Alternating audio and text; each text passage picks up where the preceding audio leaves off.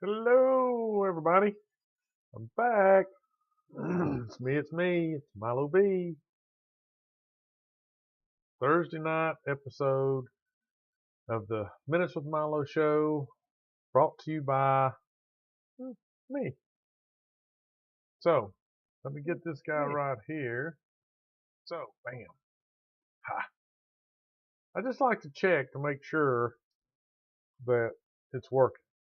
So that's why pretty much at the beginning of every show I have to turn off my stream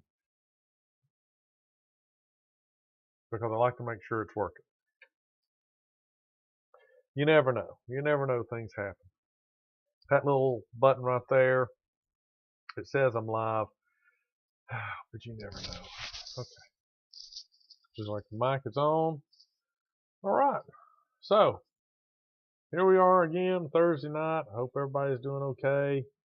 Relaxing. Hope if you're at work, keep it down low. Don't let the boss know. But if you're at home, kick back, relax. Watch the show, call in, leave a little message on the chat, or just sit quietly and enjoy. Doesn't bother me. Hope you enjoy it. Enjoyed, as probably I've said it about 4 times now. So tonight's show is based on, as always, most of the time, something that I come across during my day at work. And it just happened to be one of the persons I was doing work for was listening to, I assume maybe a YouTube show, maybe been on like TV. It was on the phone, so who knows these days. Could have been anything they were listening to. And it was about World War II, the Pacific Theater, specifically Iwo Jima, and about the Marines and Japanese fighting. And it brought up a special weapon that was used, and it wasn't being used as it was intended. Like a lot of great things, it starts out as somebody with a brain says, you know what, I could really use that in my job. They get modify it, and boom, it's a success. So this was kind of like that, and so I thought I'd do just a little story because I kind of like I took this, I put that on it, I made this out of it, and it kicked butt, So it was a machine gun. We'll look at it in its original form, and then we'll look at it and how it became what this story was that I was hearing while I was doing some work. And I'll make a reference to a movie. A lot of times I do, if I don't forget. But anyway, so this machine gun was made by Browning. I don't think they make them anymore because they've come up with bigger, better, faster, stronger. You know the deal. Made by Browning, and it came in a couple of varieties, a couple of flavors, as some people would say. It came in a 50 caliber. It came in a 30 caliber, which was a 30-06, something like that. So anyway, the one that we're talking about tonight is going to be the 30 caliber flavor, and it was originally used as an aircraft gun, and it was used, according to this little story, we'll look at it, aircraft, ground, and boats, ships, I don't know. It was used as a tail gunner. It was used as air-to-air, I think, anti-aircraft, shooting down other planes as a means of attack. Tail gunners are more defense. You don't fly backwards and chase planes down and shoot them. You just wait for them to come into your line of sight and then you shoot them. So it's more defensive. So it was just basically called ANM2, and Let's see if we can get that going over here. Doing it, on the fly. Window capture. That one. Okay. Do this. Let's go back to that for a second. Shrink it. Shrinking me up. Let's move that over to here. Get it over there. Fade it in that. Okay. So the AN-M2 aircraft gun. Garthok, welcome. You just got here just in time. I think you time it because you don't want to hear my intro. Maybe I'll start playing music again on the intro. Hadn't played that in a while. Got here just in time for the meat and potatoes of the show. So we're talking about a Browning machine gun. Hey, there's Robert. Good to see you back on here, Robert. Hope you're feeling fine.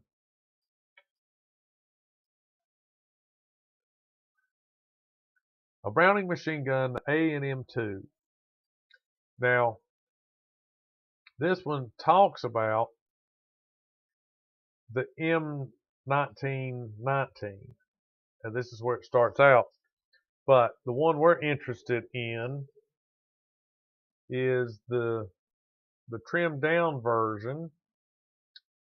Let's see. The modification. Okay, so the M1919 was modified, and the modification was dubbed officially Browning Machine Gun Caliber Cal 30 M2 aircraft, was simply known as the AN-M2, and the AN-M2 was a third lighter than the standard M1919 at 21.5 pounds and fired at a blistering 1,350 rounds per minute. The weapon was used as a rear self-defense gun on the SDB Dauntless Dive Bomber, the PYB Catalina patrol plane, and the TBD Devastator. The Grumman TBF Avenger and others in the U.S. Navy service during World War II. They were very effective. If the enemy obliged to get close enough, the plane was often obliterated by the 30 caliber projectile. So Robert's got his El Camino modified as a James Bond weapon with two of these behind the headlights.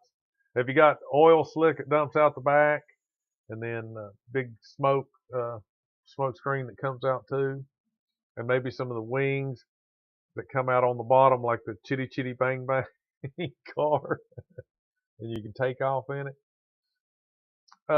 So this is where it started life as. And then what the show was talking about that I was listening to was that these were in airplanes that were used in the Pacific Theater during World War II when they were, fighting the Japanese. And they were in, crash planes or shot, planes that were there, not useful anymore because they'd been shot up. Maybe they're half burned. However, but the infantry Marines got a hold of the gun, and one of the reasons was because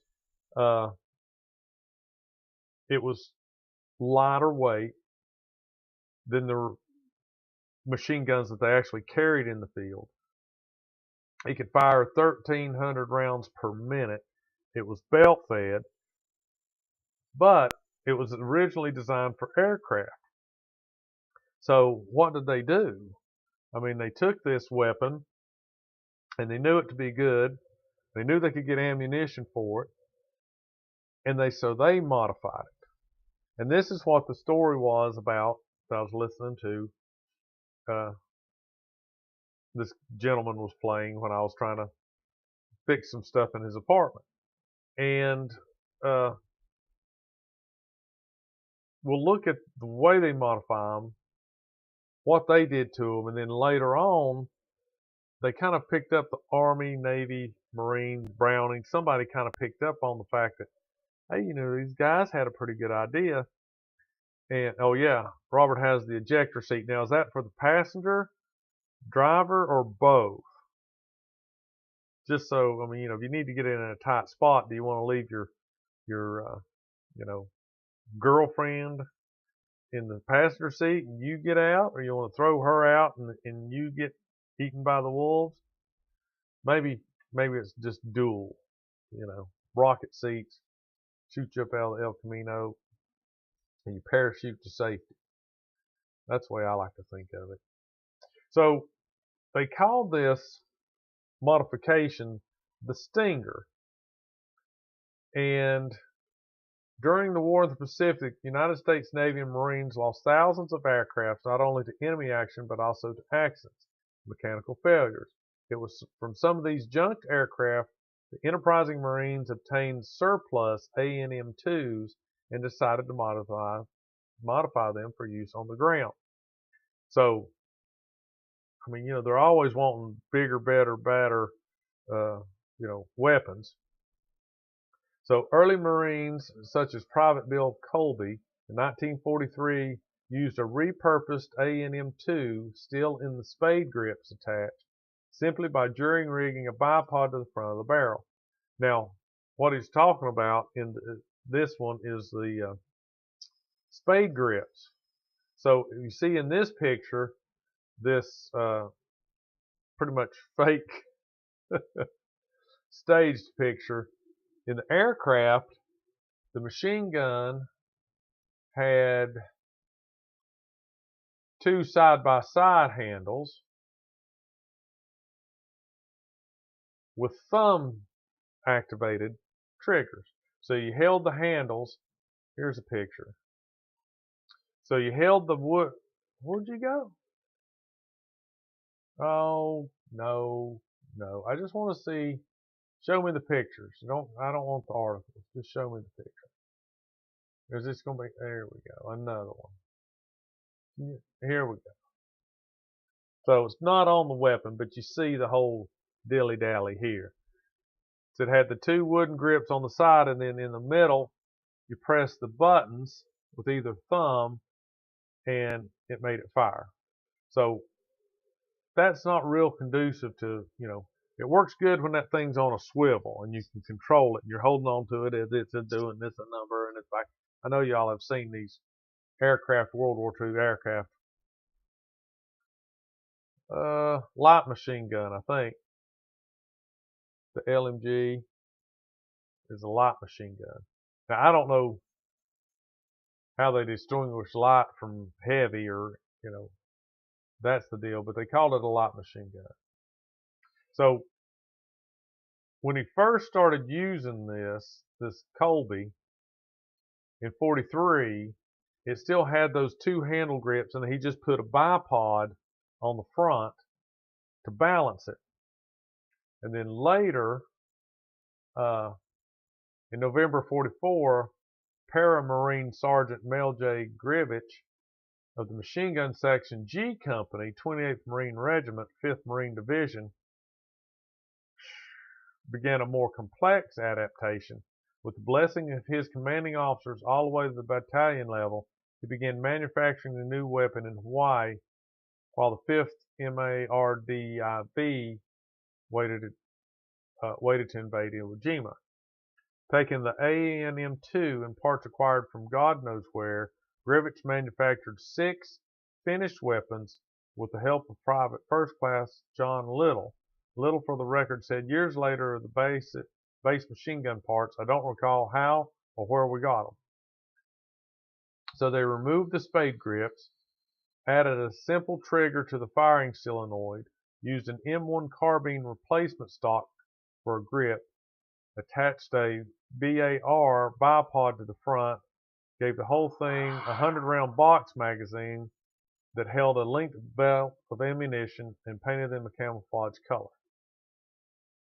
The result was a weapon just over 40 inches long, weighing in at a manageable 25 pounds, and capable of firing a .30-06 round at rate 3 times faster than the standard M19-19A6 of the day. They were not pretty, but they could drop it like it was hot, so to speak. Each of the stingers, as they were called, was dubbed a female name. Male's example was Betty Ann. So they threw together, customized 6 of these weapons, and I don't know how they compared to the machine gun that they were meant to replace. And the reason I say that is, let's see if I can find those. The ones that they replaced were on like not a bipod, but a tripod. And it took 2 guys to carry them around like this. This was like the machine gun of the day. And they had, you had to throw them down on the ground. You had a guy that carried the ammunition. They belt fed them, those kind of things. So what they did is they took one. Here's a good picture. It looks like a one. So there was the bipod that they put on it. And there's the M1 stock that they cut off and attached to the back, and then like the trigger. And then the belt feed. In some of the ones when I was doing research for this, you'd see in the airplane, when they put them in airplanes, in the tail gunners and places like that, they had a bag on the other side, on this side, on the ejection port.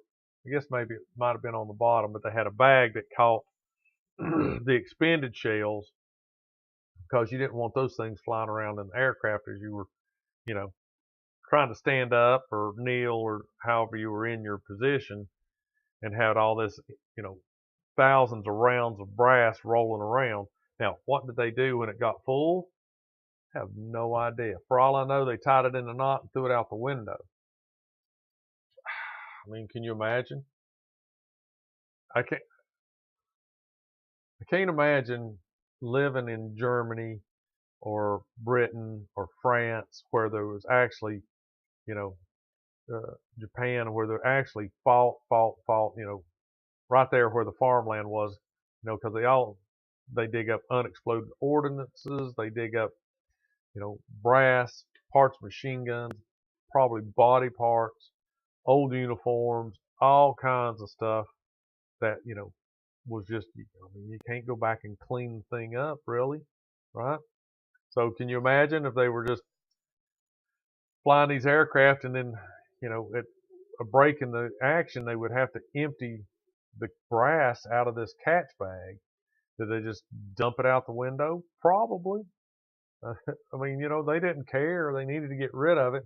It was extra weight. It got in the way. They weren't reloading the things. It was just something to try to keep track of. So I bet they, dumped it out the window, out the porthole, out the poop hole, whatever it might have been. They probably just dumped it out onto the farmlands wherever they were flying, or in the ocean.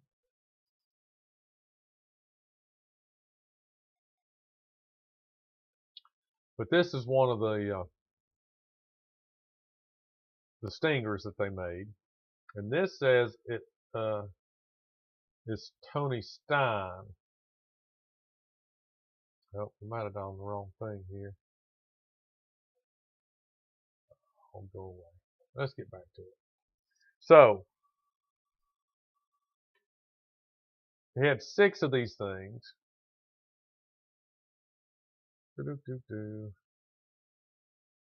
stinger on Iwo Jima, Mel Grivich and the rest of his division sailed from Hawaii in 1945 towards the Japanese home island. Each of the 6 stingers in the hands of the 28th Marine Regiment gunners served excellently.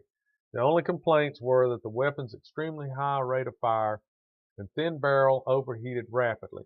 This was because the base of the weapon had been designed to be with the 300-mile-per-hour slipstream of a dive bomber aircraft to cool it. However, the gunners soldiered forward and concentrated on short, meaningful bursts to take out pillboxes and on-rushing enemy soldiers with great effectiveness.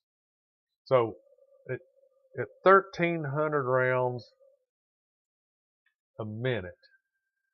If you just a couple of 3-round bursts, you were probably through your 100-round belt-fed can. One of the 6 gunners with the Stingers on Iwo Jima was Corporal Tony Stein. Stein landed on Iwo Jima on February 19th, 45, with his unit, and in the initial assault, he was among the first members of his unit to set up defensive positions away from the beach. There he began to engage Japanese forces with his custom Stinger machine gun.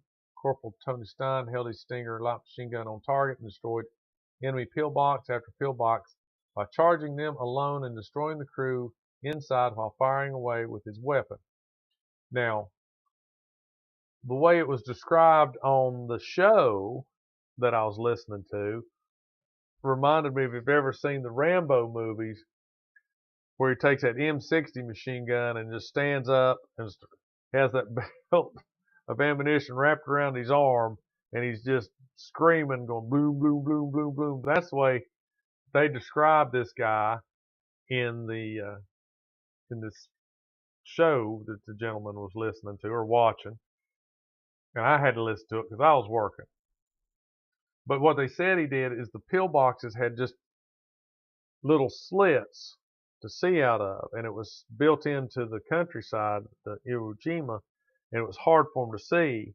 And at one point, this Stein guy stood up and shot from the hip at the pillboxes. Well, they said it took the Japanese by surprise, but you don't know.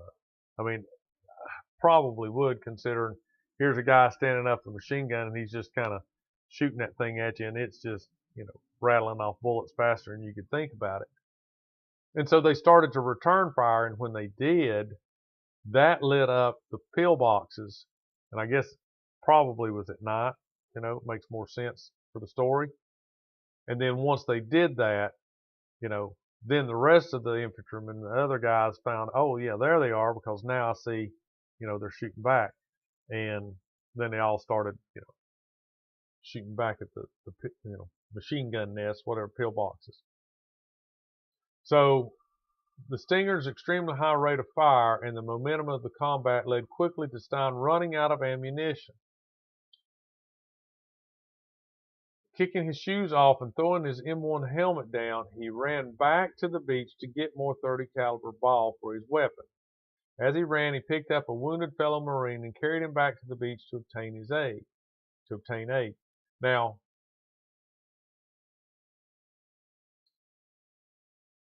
yeah, Joe Robinette, your uncle, was killed at Iwo Jima. I think for some reason we've talked about Iwo Jima at another time or something.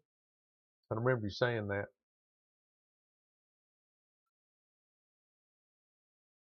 His older brother was shot. I guess his older brother lived.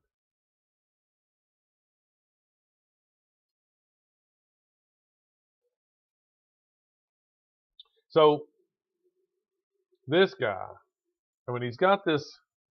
This is what runs through my mind. He's in the middle of a heated battle. He runs out of ammunition in this special one of 6 machine guns that he has.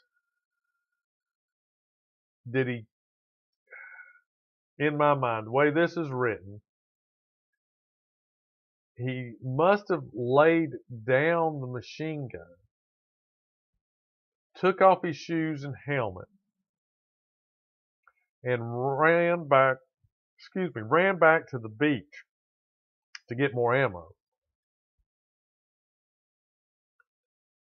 And he got a wounded Marine on the way back, so he couldn't have been carrying his machine gun.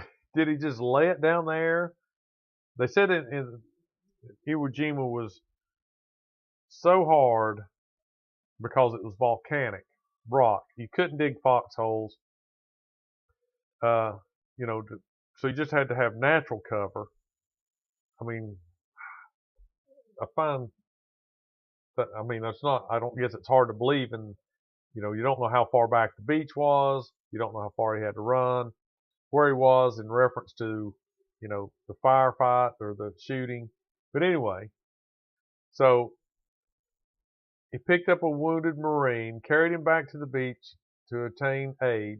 He repeated this feat no less than 8 times, bringing a wounded man back to the beach, grabbing a few belts of ammunition to fire at the Japanese pillboxes, and then returning with a smoking weapon and another wounded Marine. Later that day, he performed a rear guard action covering his unit's withdrawal. So it says returning with a smoking weapon. Was he carrying all this stuff? I mean, my gosh, I won't say hard to believe, but it's pretty extraordinary. And then later in the day, he performed a rear guard action covering his unit's withdrawal. So they fought in, couldn't hang on, backed out. Corporal Stein's Medal of Honor citation, signed by President Harry Truman, reads in closing: Stout-hearted and indomitable Corporal Stein, by his aggressive initiative, sound judgment, and unwavering devotion to duty in the face of terrific odds, contributed materially to the fulfillment of his mission, and his outstanding valor throughout the bitter hours of conflict sustained and enhanced the highest traditions of the United States Naval Service. Well, Corporal Stein never saw his award. Being killed on the front line by Japanese gunfire March 1st, 1945, it was recommended that one Stinger replace a BAR, which was a Browning automatic rifle. That's what that stands for, in each squad, but this was never put into effect as the war ended just 6 months later. The Stinger was a short-lived design that carved its place out in history. None of the 6 weapons survives, but their legacies remain forever. Today it is still used to inspire young Marines that the most capable weapon they have in their mind, and coupled with courage, can overcome any challenge. Mike Langston, with the Paris Island Historical and Museum Society Living History Detachment, includes the Stinger in profile and Corporal Stein in particular in their museum classes for new Marine recruits during the training. So let's see. He died March 1st, 1945.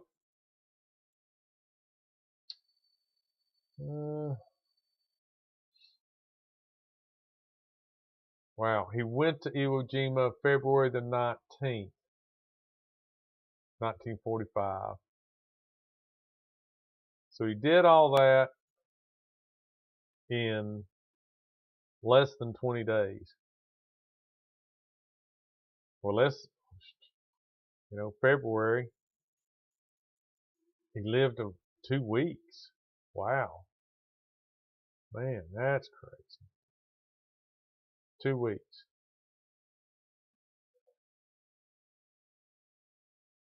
But I wonder why none of them survived. I read that in another article about it. There was a,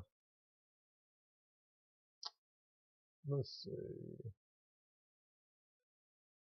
over here.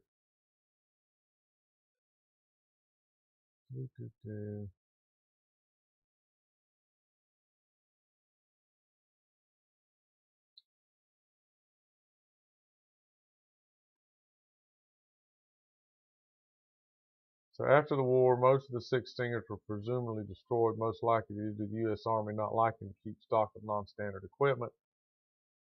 The Stinger being a prime example of that. Despite none of the original 6 weapons surviving today, their legacy remains. Okay. A fully functional replica of the A&M-2 Stinger was built by Paul Shull with the assistance from the Canadian Historical Arms Museum for Shull's show, The Weapon Hunter. So he had apparently a Canadian show called Weapon Hunter. The weapon was converted from one of 2 A&M-2s that the museum had on hand. Conversion was said to not have been easy. The whole build took 3 months from start to finish. Scholl used the replica for a shoot for the final episode of the second season of The Weapon Hunter as part of the Iwo Jima Frankengun segment, where he used it to blow apart simulated sandbag emplacements on camera to demonstrate the amount of firepower the Marines had on hand back on Iwo Jima. The replica remains in the Canadian Historical Arms Museum. Another fully functioning replica was produced by Jet Manufacturing Incorporated for the movies Flags of Our Fathers, but the scene where the weapon was used ended up being cut from the final film. So I wonder where that one is.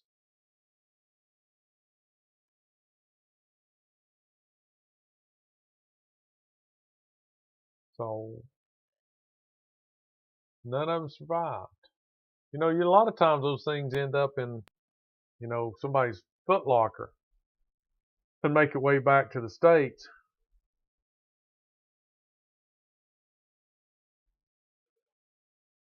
I don't know, maybe somewhere in somebody's attic, great grandpa, uncle, somebody might have one tore apart, brought it back in pieces. That'd be pretty wild. That would be pretty wild. And what I was thinking, I very first started hearing, because he started playing this thing, and it kind of alluded to, the Japanese had built all these tunnels, and for 2 years they'd been planning this apparently, knowing that Iwo Jima would be a kind of a turning point, a strategic place that they needed to defend. And so they had spent 2 years digging tunnels. And I can't remember. It had like 1,500 rooms, a built-in hospital that could house up to 400 injured. They had all this, but they were talking about, the machine gun nest just had little slots. And when they started talking about, the Marines had an adapted weapon that, would basically eviscerate the Japanese from these pillboxes, machine gun nests, I immediately thought of a flamethrower. Now, I've never really studied the flamethrower. I know the concept, and I also know you probably would not want one of those things on your back.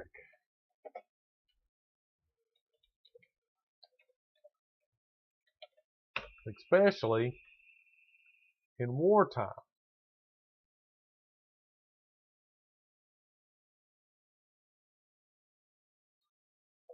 Let's see.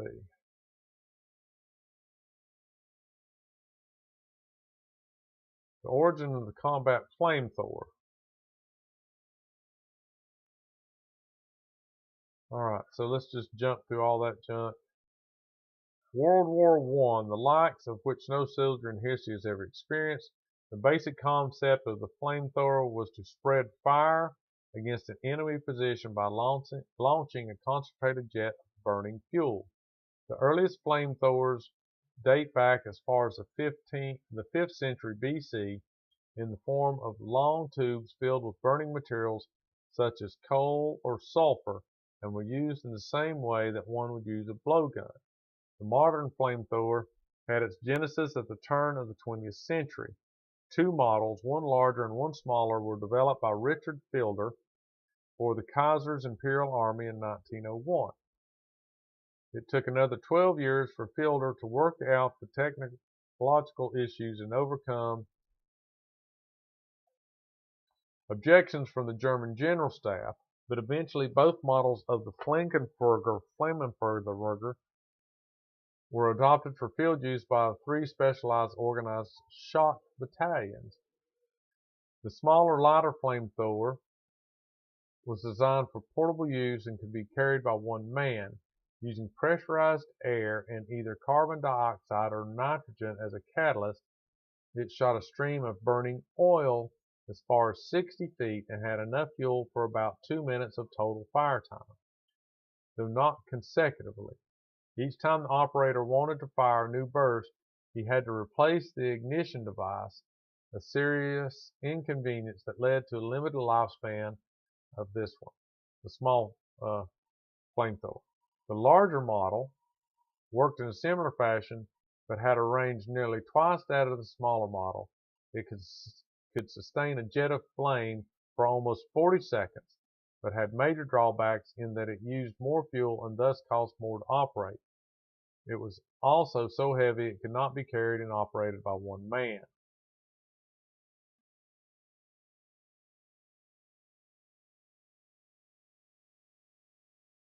M1 flamethrower is seen here in use. The man at the bottom of the photo carried a dummy pole charged, ready to thrust it into the pillbox opening once the flame had driven the occupants to cover.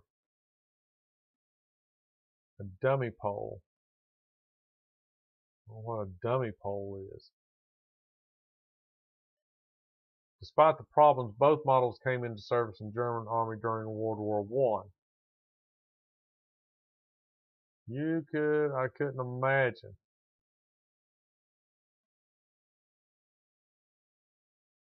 German flamethrower crew with fuel tanks and equipment.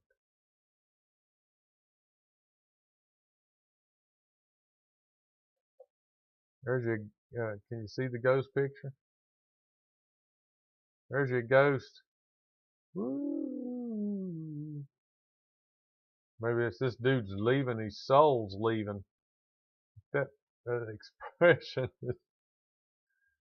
Yeah. So I thought that's probably what they were going to talk about instead of the Stinger machine gun. I thought sure they're going to be talking about, a flamethrower, because even through just a little slot in a, machine gun nest, flames come spewing through there. That would be a bad deal. I mean, it's bad enough to have 30-06 come sliding through there, but flame, that would be super duper bad in my book. So that's how we got started on tonight's show, was just listening to somebody while I was, working in their apartment, doing a little work. Yeah, that would not be a good thing to charge the pillbox. Not a good thing at all. They definitely had the advantage, definitely had the advantage in there. So there you have it. Thursday night show.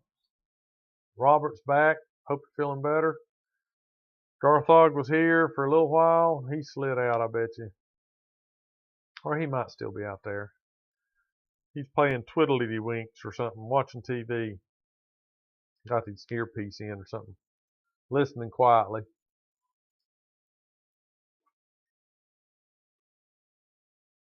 Nope, still there. So it'd be nice if they at least saved one of those things. But, I mean, they may have been destroyed. May not have made it back. That one guy, Stein, man, he only lived for like 2 weeks. That's hard to believe. Of course, I guess, that was a pretty common story. Yep. Robert lost an uncle. Another one got shot. So, a lot of good people died quickly. Some not so quickly, but, he didn't live to see his, I'm sure he didn't do it for the medals and the rewards. He had to run back to the beach anyway, and he would pick up injured and take them with him. That's like, I know that's probably, we did one show on that guy. I can't remember what his name was now. He was an objective observer. He wouldn't carry a weapon, but he was like a medic. And during the one battle, maybe it was Iwo Jima, he went into the battlefield at night. Yeah, No, not York. That was Sergeant York. That was World War One. He was from Tennessee. Can't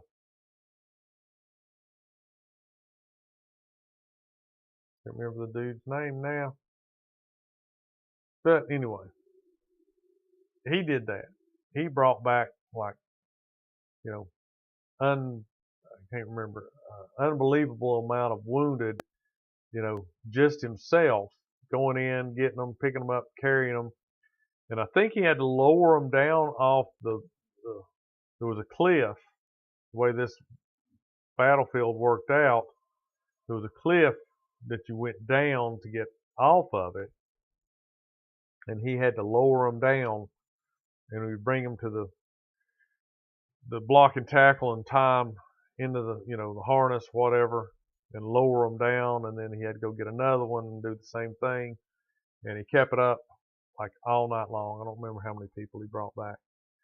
But, desperate times, desperate actions. But they did what they needed to do, and I'm sure they didn't do it for the fame, or surely there wasn't any fortune in it. They did it because they knew they had to.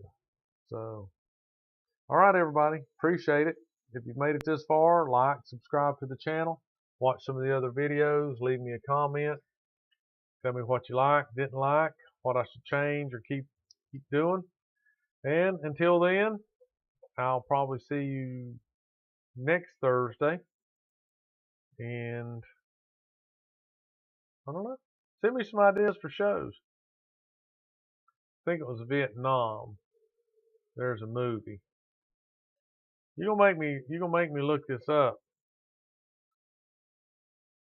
It was pretty sure it was Iwo Jima, World War II. Because I remember there was a movie. How do you spell?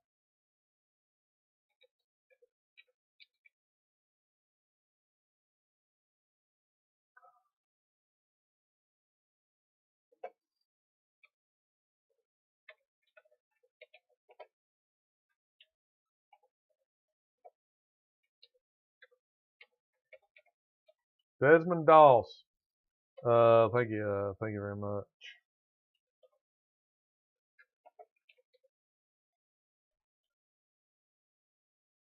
That was the guy's Desmond Doss.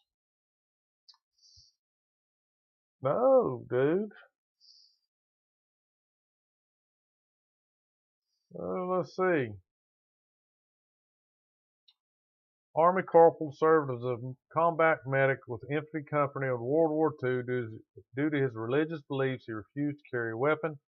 He was twice awarded the Bronze Star Medal for actions on Guam and in the Philippines. All right. Doss further distinguished himself in the Battle of Okinawa by saving an estimated 75 men, acting on his own, becoming the first of only 3 conscientious objectors to receive the Medal of Honor for this and other actions. His life has been subject of books, the 2004 documentary, The Conscientious Observer, and Oscar-winning film Hacksaw Ridge. That's what I saw, Hacksaw Ridge, and that's where he was. So, Desmond Doss, Lynchburg, Virginia. I'm pretty sure we did a show on him back then. Yep. Lived in Lynchburg, born in Lynchburg. Shoe factory worker. His father served in the army during World War I, awarded the Silver Star. So, Seventh-day Adventist is what his religion was, and he didn't believe in carrying the weapon or killing. So, but he did wonderful things, saved all those people. So, all right, Desmond Doss, problem or riddle solved in the old brain. Until next Thursday, man. Everybody, be careful. Do good things. I don't know. Don't do bad things. How about that? Strive to not do bad things. And then, the good things will follow. Because if you don't do bad things, the only thing to do is good things, right? All right, everybody. See you later. next time.